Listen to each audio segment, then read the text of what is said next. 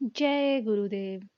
आज हम ये बहुत ही महत्वपूर्ण कहानी सुनने जा रहे हैं, जिसमें हम जानेंगे गुरु क्या होता है। शीर्षक है तीन गुरु।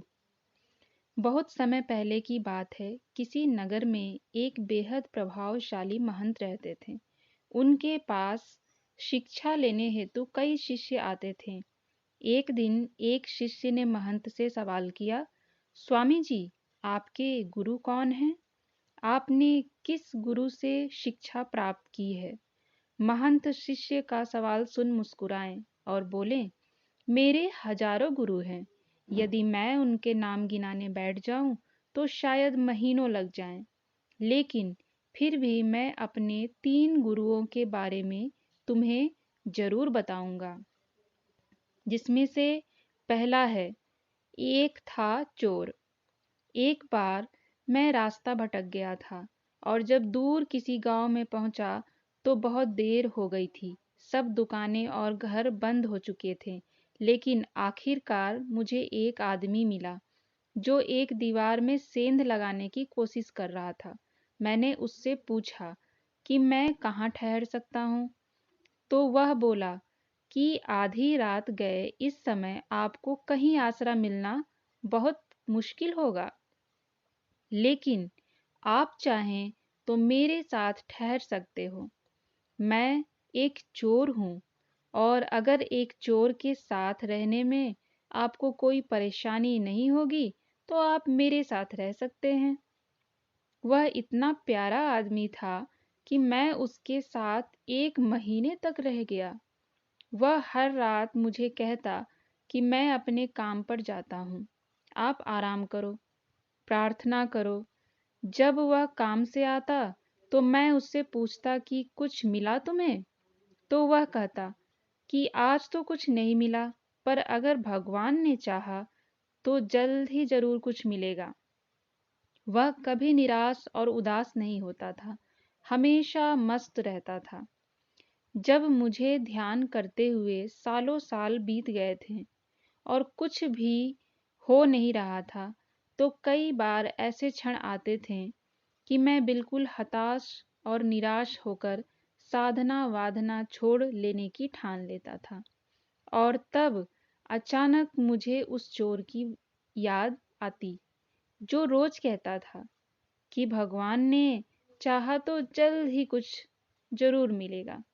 इससे मुझे भगवान पे आस्था बढ़ी और भगवान पर निरंतर मेरी आस्था दिन प्रतिदिन बढ़ती चली गई।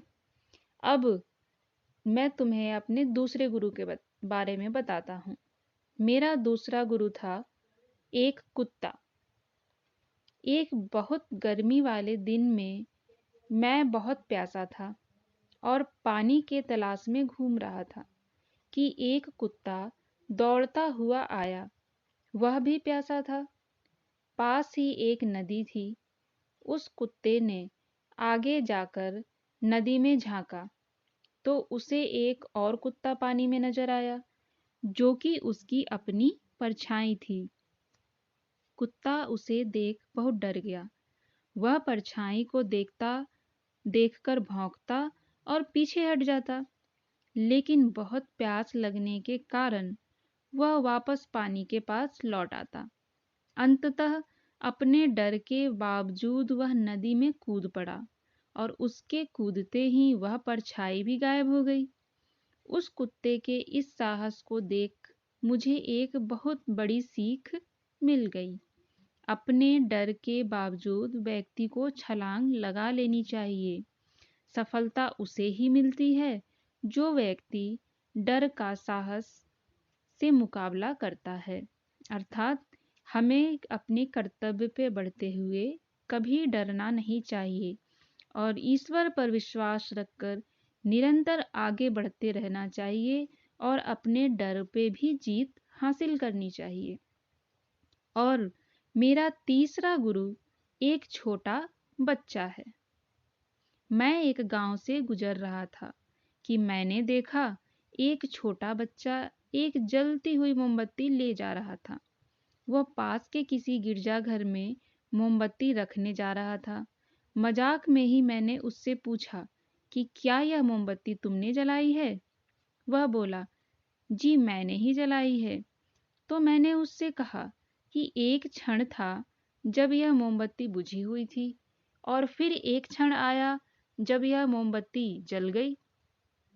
क्या तुम मुझे वह स्रोत दिखा सकते हो जहां से वह ज्योति आई? वह बच्चा हंसकर बोला और बड़ी तेज हंसा और मोमबत्ती को फूंक मारकर बुझाते हुए बोला, अब आपने ज्योति को जाते हुए देखा है? कहाँ गई वह? आप ही मुझे बताइए। मेरा अहंकार चकनाचूर हो गया, मेरा ज्ञान जाता रहा और उस क्षण मुझे अपनी ही मूढ़ता का एहसास हुआ। तब से मैंने कोरे ज्ञान से हाथ धो लिए। मित्रों, शिष्य होने का अर्थ क्या है?